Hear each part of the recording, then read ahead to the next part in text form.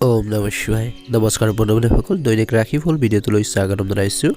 এই ৰাশিফলৰ ভিডিঅ'টো হৈছে 2024 চনৰ।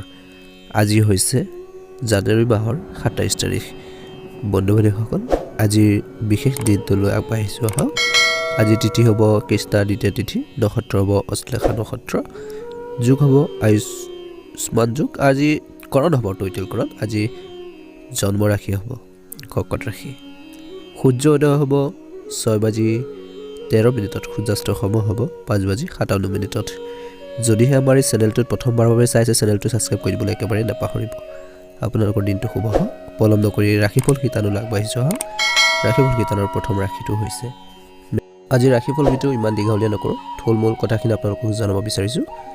প্ৰথম ৰাশিটো হৈছে মেঘ ৰাশি।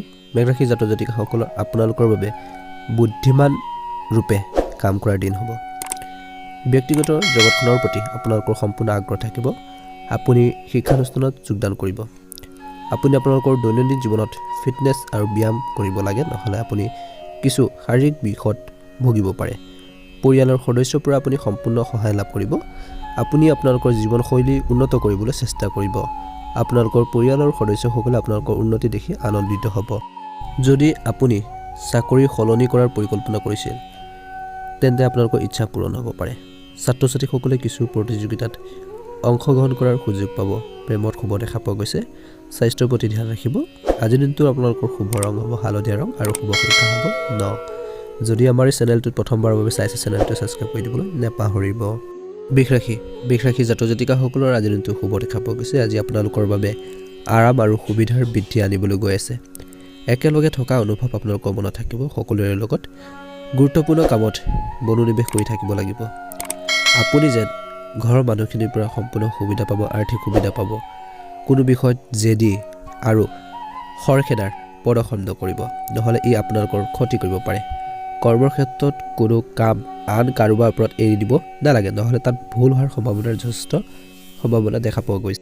কৰ্ম সংস্থাপনৰ সন্ধানত সংগ্ৰাম কৰি থকা লোকসকলে হয়তো কিছু ভাল খবৰ শুনিব পাব।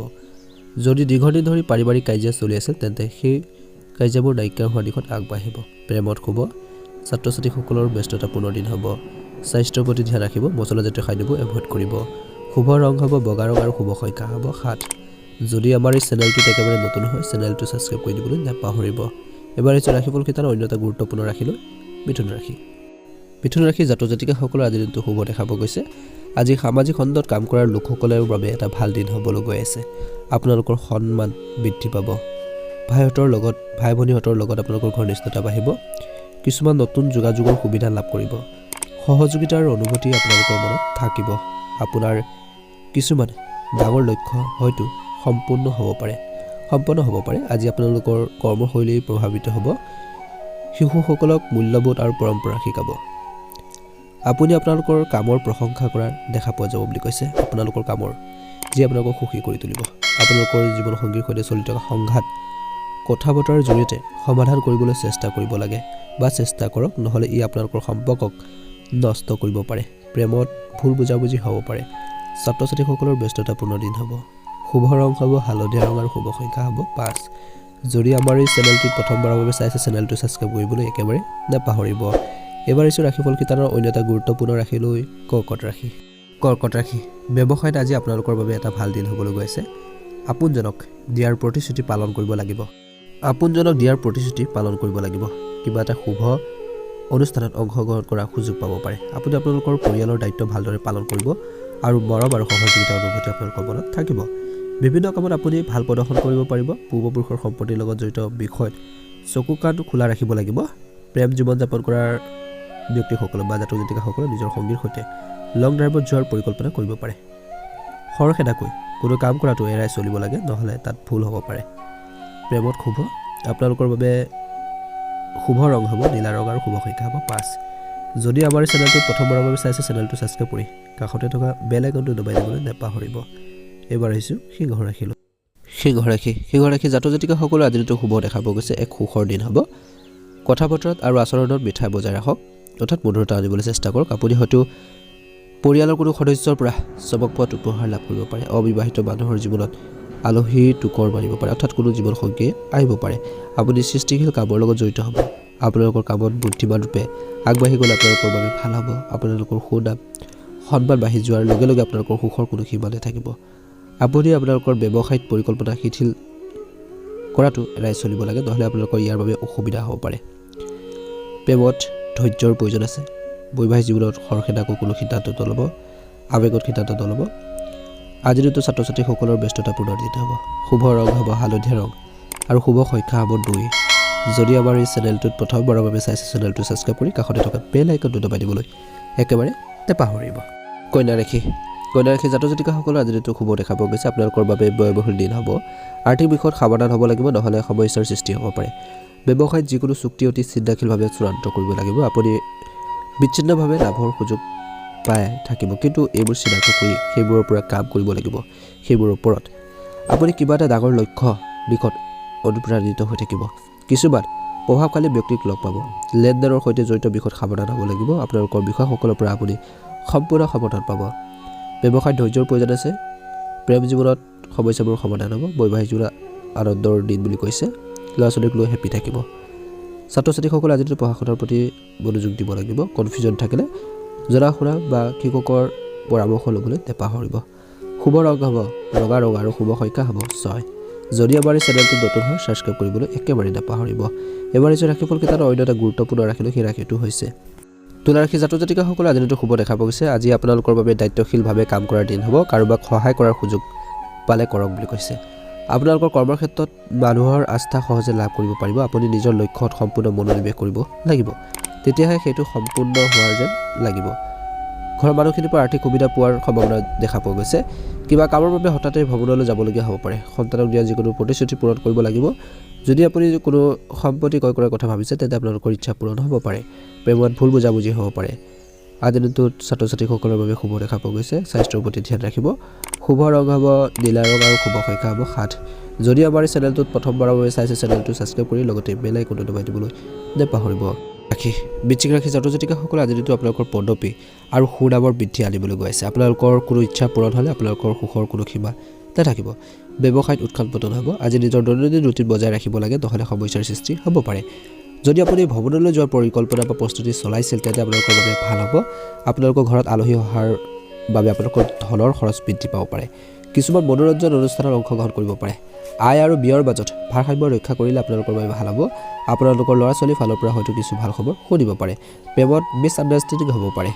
আজি দিনটো নিজৰ কথা বতৰা মধুৰতা আনিবলৈ চেষ্টা কৰিব। খঙত কোনো ধৰণৰ সিদ্ধান্ত নল'ব। ভুল প্ৰতিশ্ৰুতি কেতিয়াও নিদিব। আজি দিনটো আপোনালোকৰ ছাত্ৰ ছাত্ৰীসকলৰ বাবে ব্যস্ততাপূৰ্ণ দিন হ'ব। ষ্টাডি ক্ষেত্ৰত ফ'কাছ থাকিব।